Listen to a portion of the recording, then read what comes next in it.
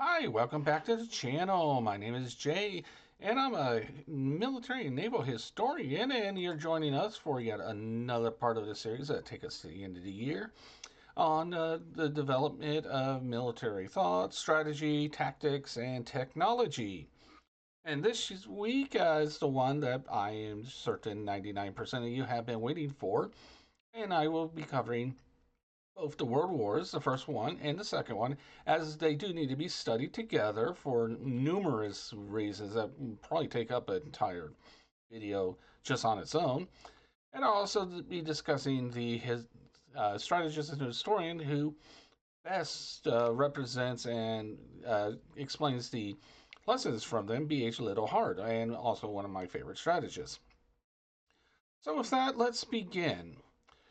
So, one of the biggest criticisms I have developed over the past several years is that history buffs, and I'm not talking hi- academic historians necessarily, but history buffs, the more casual ones, who tend to prefer to read about the Second World War, have this tendency to overlook or undervalue the influence of the Second World War on the latter conflict. Namely, they view these battles and strategies of the Second World War to exist in a weird vacuum in which those tactics and strategies were new ideas to that war based on the spread and refinement of newer technologies such as the airplane, the submarine, wireless radio communications, and the widespread use of amphibious assaults by the Allies and Japanese.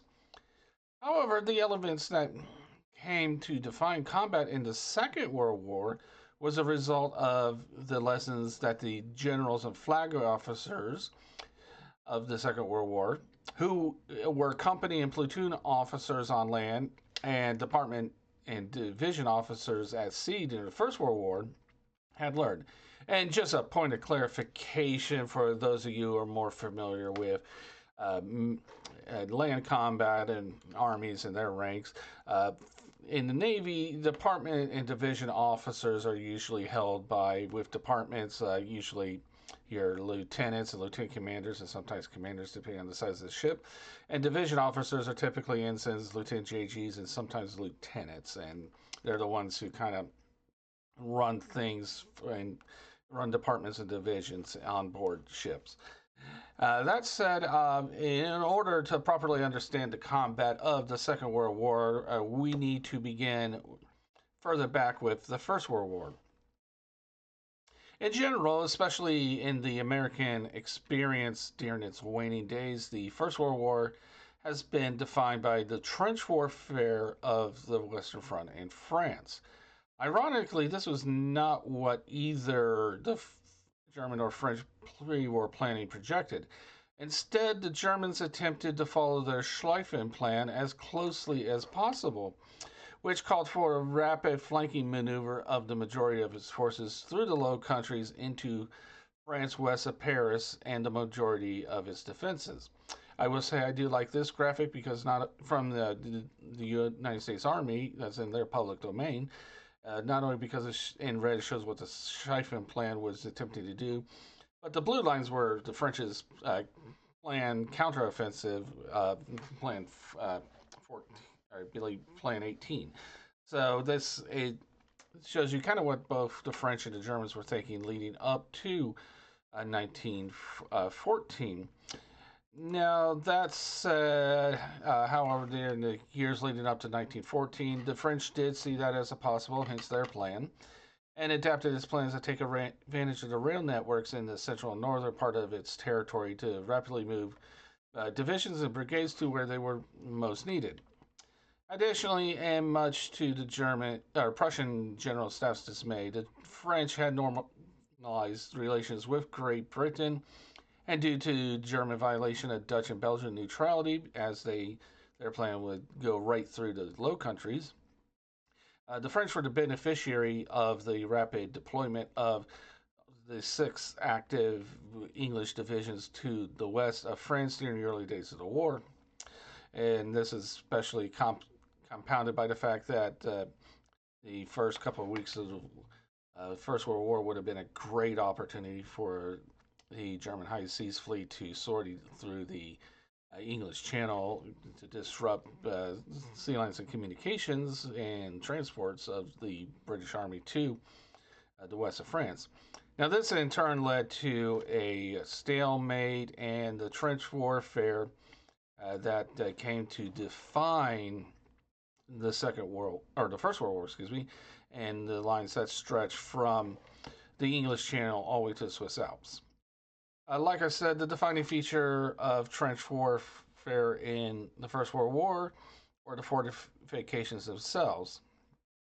Within months of the stalling of the German advance into France, these fortifications on both sides became highly elaborate, with a primarily heavily reinforced and barbed wire front trench, and then support lines of trenches behind it to assist the folks on the front, which would include mortars, machine gun emplacements, artillery, command posts, first aid stations, and most crucially, supply and ammunition dumps.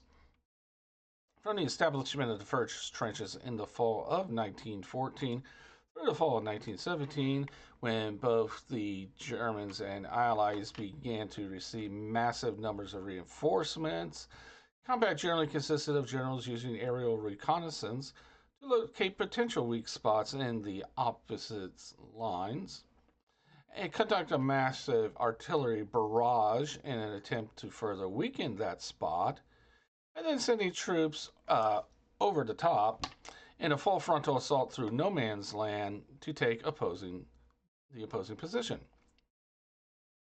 Now, at the same time, while just barely entering the second decade of heavier than air flight, as 1914 was 11 years after the Wright brothers had successfully uh, done the first heavier air flight at Kitty Hawk in 1903. The airplane came into its own as it's being a key asset in modern warfare. Initially, the airplane, along with older balloons and and lighter to air airships like Zeppelins, were deployed as aerial scouts. So the commanders would have them fly above any enemy lines and report on their findings to the field commanders. Now, of course, as the conflict intensified and it looked like no one was going to be home before Christmas in 1914, aviators began using sidearms to shoot at opposing planes, seeking to hinder their operations. Now, of course, as being war, this quickly escalated thanks to innovative pilots and ground crewmen devising creative methods of attaching ever larger guns onto these fragile planes. Now, it was during 1915 that the propeller interrupter machine gun gearing was introduced by the German manufacturer Fokker. Here is a Fokker M.5K/MD. And this innovation with the interrupter gearing enabled center mounted guns to fire through propellers without damaging it. The propeller, that is, thus increasing the accuracy and lethality of early dogfights. Additionally, the first aerial bombing flights were conducted. Originally, it was by pilots who were creative and got hold of grenades and mortar rounds and simply just dropping them out of the pocket when over their target.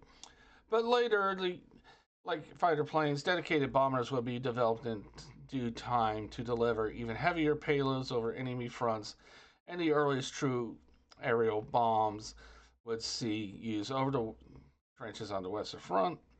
And there were also a couple of primitive strategic bombing runs that were conducted by the Germans, namely in the Gotha G5 that you see on screen right now.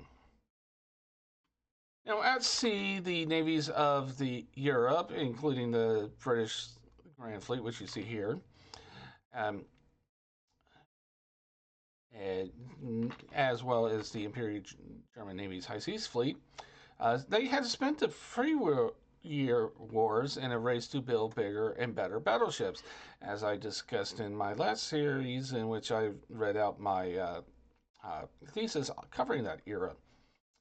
And so they were trying to get as many bigger and better battleships as they could, as fast as they could, as depending on how quickly the shipyards could get them launched and outfitted. As they had expected that there'd be a massive, decisive fleet battle engagement to determine the war at sea. While there were a few notable traditional naval battles, 1916's Jutland in particular, it's actually the submarine itself that had the most effect at sea. While the modern submarine was an American development, thanks to the Holland boats, and the British were the first ones to license them and eventually had the largest fleet of these boats at the beginning of the war, it was the Germans that put them to the best use thanks to their training and being aggressive uh, at, and you know using their submarines to attack and to potentially uh, thin out the British Grand Fleet. So the British sought to use submarines as an expensive platform to deter an invasion, and the United States eventually developed these vessels as a fleet scout and later a fleet boat that could sortie across the Pacific. It was the Germans, being an offensive minded navy, that trained their U boats sailors to be aggressive hunters of enemy shipping. This became apparent in September of 1914 when U-9 successfully stalked and sank 3 British cruisers. And pictured here on screen is U-9 herself. Globally, the following May, when U-20 struck the RMS Lusitania, this threat was especially known. So rather than the battleship being the queen of the seas, Allied navies were forced to build and deploy as many anti submarine ships as possible to counter that threat of German U boats. Essentially, while I mentioned last week that there is much debate over which conflict was the first modern war, it is definitely clear by the end of the First World War, military thought and strategy had to evolve. The junior officers of the First World War would continue in their careers through the stagnant years of the 1920s and 1930s, not just advancing through the ranks, but also attending their services' various war colleges, studying the lessons of the previous conflict, and planning wargaming the next. I should especially note that the American Fifth Fleet commander during the Second World War, Admiral Raymond Spruance, actually spent 4 tours at the Naval War College, 1 as a student and 3 as an instructor. So these wargaming and war colleges were definitely influential on those who eventually came to command. Additionally, technology for all services continued to advance. Despite restrictions of funding, and on the sea limits of the tonnage of vessels in the nation's fleet as imposed by the Washington Naval Conference and later the London Treaty of 1930. Therefore, when Germany started its advance into Poland in September of 1939, the state of warfare had changed drastically. The first change in warfare during the Second World War was the successful uses of combined armed tactics to command a battlefield and overwhelm an opponent, as demonstrated by the German Blitzkrieg. With tanks being the new cavalry and pairing those units with infantry and supporting artillery and air cover, the Germans in the early years were able to overwhelm Poland, the Low Countries, and France, and also reach the outskirts of Moscow in the winter of 1941. Unlike previous wars, a theater commander and his generals could coordinate not just their cavalry, but also the infantry, artillery strikes, and they had aircraft assigned to them that would protect the skies above the advances and attack moving targets of opportunity. So by the end of the world, like with the previous century's adaptation of German methods influenced by Clausewitz's treatise, the Allies were employing similar tactics and units against Nazi forces. Warfare, like we discussed, was a new development in the First World War, was considered one of the principal arms in the Second World War. So by 1939, most nations had established air forces separate from the armies and navies, and countries such as the United States and Japan had developed naval aviation and aircraft carriers to support the fleet operations and as mobile airfields. Yet the key usage of air power was in strategic bombing, first unsuccessfully by the Germans during the Blitz of 1940 and 41 against Great Britain, and later by the Allies against Germany and Japan. And I have this wonderful photo of a formation of B 17s dropping their bombs on Germany. The purpose of strategic bombing was to destroy the infrastructure supporting the enemy's war efforts and demoralize the enemy, seeking to expedite the end of the war through air power alone. As a natural development of strategic bombing came the first issues of the atomic bomb, which aided in ending the Pacific War, which I commented on back in August.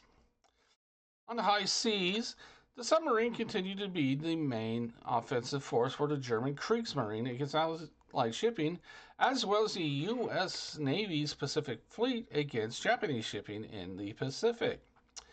While the Germans came close to starving the British out of the war, the industrial might of American shipyards managed to keep up with lost tonnage, then outpaced the efforts of the U-boats and wolf packs, ensuring that the Atlantic had become an Allied lake by the end of 1944.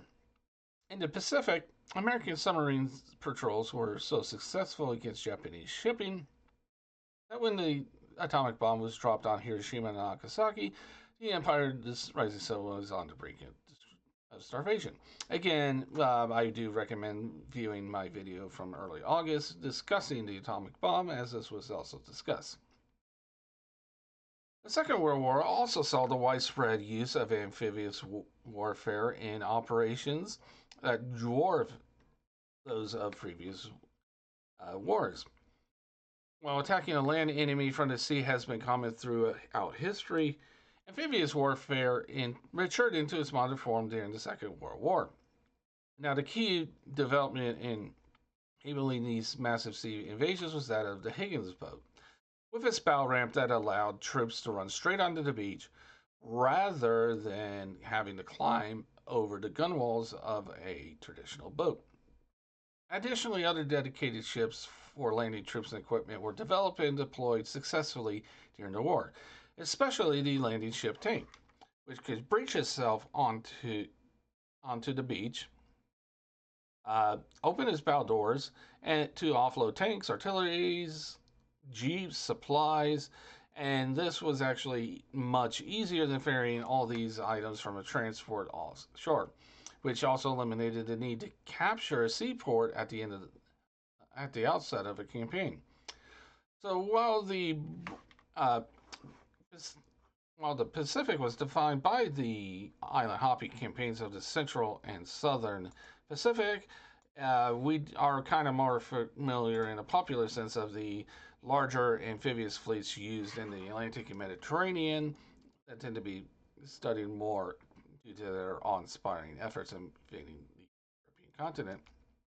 In particular, I will have to mention Operation Overlord in June of 1944. Now, the vast majority of how modern wars are now conducted are based on the failures of the First World War and the successes of the Second World War outside of guerrilla warfare. To succeed in a traditional war today is no longer just about having the largest army or the newest weapons, but rather who can successfully coordinate their cavalry, infantry, artillery, air, and naval forces against their adversary. Combined arms have become the norm in modern combat. Without air cover, the boots on the ground cannot advance, and without the fleet, air and ground forces cannot be deployed overseas and expected to be adequately supplied. Furthermore, the success of Allied commanders in the Second World War was due to their experience in the First World War and the lessons that they had learned, aided by 20 years of technology and advancements, both of which had the goal of not repeating the stagnation of the previous conflict. Now, there's a lot of strategic writers who would focus on land combat, especially above wars. JFC Fuller is an additional one, but my favorite is B.H. Liddell Hart. So we have mentioned many strategists thus far, but Liddell Hart is, first of all, the most recent one to date, and his insights are closer to what is seen on today's modern battlefields. Liddell Hart himself was a veteran of the First World War, as on the Western Front, being in the British Army. But he came to prominence as a military writer and strategist during these interwar years and his cumulative work. Strategy, the second revised edition, which was released after the Second World War, is actually now a required text in the vast majority of modern military uh, academies and war colleges. And due to his arrival during the Great Wars of the 20th century, while that work is over 5 decades old, it still reflects the nature of modern combined arms warfare. It includes aspects of warfare that previous thinkers could have only dreamed of. Rather than approaching an enemy directly, Liddell Hart advocated for and provided numerous examples of the usage of an indirect approach in warfare. He argued that it is more advantageous to maneuver the main body of one's forces around the strength of an enemy to keep both the opposition off balance and to create new opportunities and lines of advance. An enemy should only be engaged directly when it is the most advantageous for the offensive force, and after it has been shown that the enemy is out of balance and responding to events instead of controlling them. While this is not a new idea, as Sun Tzu had advocated for indirect attacks in his ancient writings, Liddell Hart actually reinforced this concept by providing numerous examples throughout history and more recent history itself. So, the Western Front is an example of failures of a direct approach in warfare, argued Liddell Hart. By allowing their forces to establish long defensive lines, both the Central Powers and the Allies gave up the offensive initiative. This was especially true for Germany, as their execution of the Schlieffen Plan stalled in the fall of 1914. Liddell Hart's advocacy of indirect warfare makes it apparent that due to the Germans' continual westward movement toward the sea, trying to outflank the French, was a failure. Even though it is clear that Germany was going to invade France during the waning days of July 1914, the Germans still shell shocked the French by advancing through the Low Countries instead of attacking head on. Yet instead of taking advantage of the hurried reactions of the French and making a turn towards Paris with a majority of its forces once that became clear, the Germans continued to advance westward, trying to seek a point where there was not any resistance, thus surrendering their momentum early in the war and falling into a stalemate. Similarly, Liddell Hart argues that Germany made a mistake in the Second World War by abandoning the indirect approach numerous times. First, by slowing down their offensive in France and allowing time for the British and remaining French battalions to escape across the English Channel.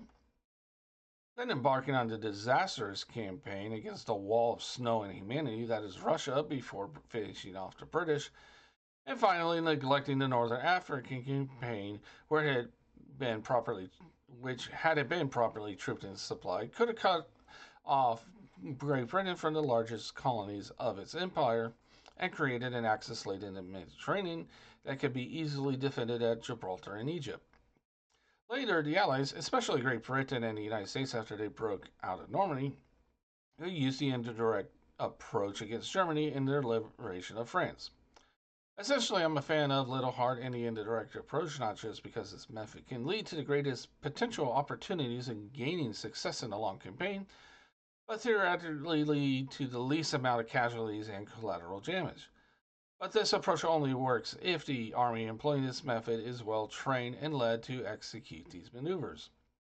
The current war in Ukraine is showing that the Russians, uh, had tried to mount an indirect attack against Kiev in the early days of the conflict, but it was pretty much screwed up because the poor training and execution of the Russian troops, the poor leadership, and the fact that the Russians were clearly telegraphing that they were going to do that. Additionally, there's also the lack of a professional non-commissioned officer corps in Russia, which meant Kiev was, even though there were Russian troops in Kiev for a couple of days, it was fine. Now, while the Ukrainian counterattack has been slow, they have definitely been making great use of drones in creative ways that Liddell Hart, while he may never have foreseen that, he would actually been very proud of what's going on, especially with the strategic attacks on Russian oil refineries. Now, with all that said, that's all I got for this week. I hope you liked it. Please subscribe if you haven't already, and also share this with anyone you think will be interested. And yeah, if you're going to comment, please be kind to everyone. We're just all trying to get through life, and there's no need to be mean. Kindness will always get you further in life. And with that, I will be back next week with to continue this series as we will be discussing guerrilla warfare. And until then, I will see you then. Bye bye.